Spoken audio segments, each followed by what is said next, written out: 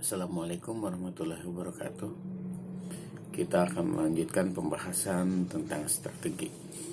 Kemarin kita ngebahas bagaimana agar prinsip toko itu milik kita, dimulai dari strategi diri. Nah, yang kedua ini strategi marketing.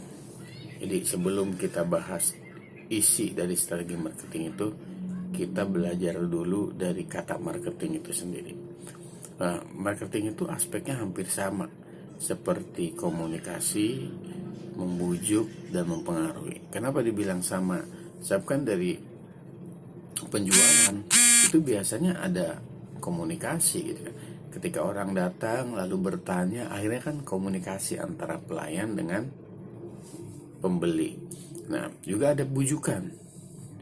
Nah, habis bujukan itu mengarah kepada solusi, dan ada pengaruh. Pengaruh biasanya mengarah ke combo selling.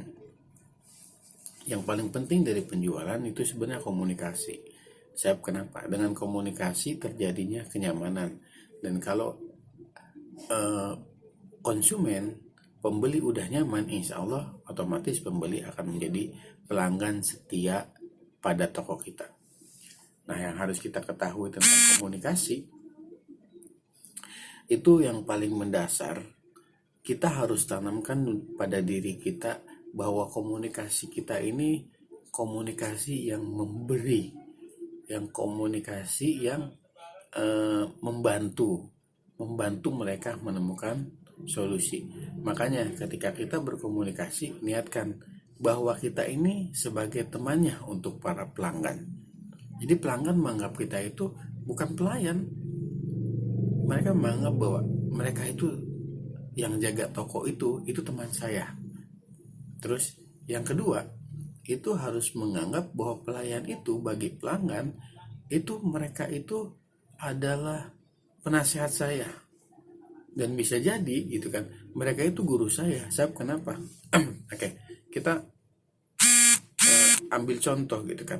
Kenapa bisa pelanggan menganggap bahwa pelayan itu teman saya? Misalnya gini, karena akrab, karena komunikasinya jalan timbal balik, terus saling tanya keadaan, terus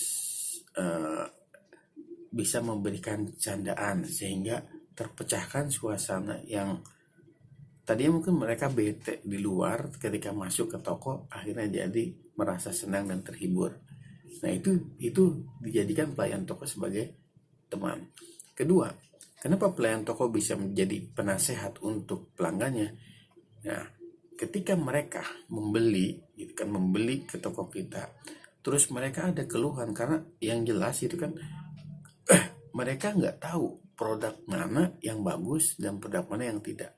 Nah, ketika si pelayan ini menerangkan bahwa ada produk yang ini, ada produk yang itu, ada produk dengan kualitas ini, ada produk dengan kualitas seperti itu mereka menganggap bahwa pelayan itu adalah penasehatnya. Nah, kita harus seperti itu. Jadi menjalin komunikasi itu komunikasi yang mengarah mereka supaya mereka menjadi pelanggan kita.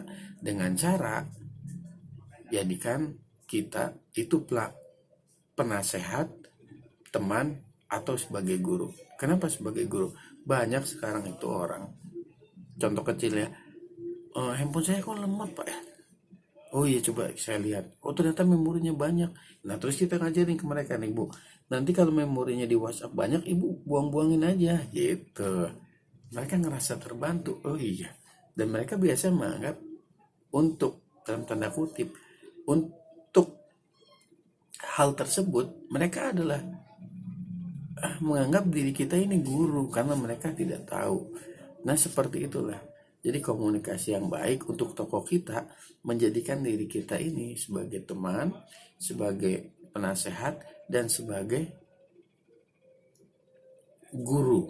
Saya suka bilang itu jangan pernah datang konsumen datang terus beli terus kita bilang makasih, akhir itu kok nggak ada komunikasi sama sekali. Itu hanya menghasilkan satu pembelian dan hanya menghasilkan keuntungan yang cuma dalam bentuk uang, tapi dalam bentuk benefitnya, dalam bentuk keuntungan emosionalnya, keuntungan kelanjutannya gitu, itu sama sekali nggak ada.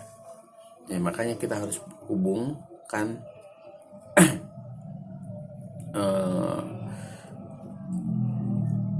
penjual itu dengan komunikasi. Oke.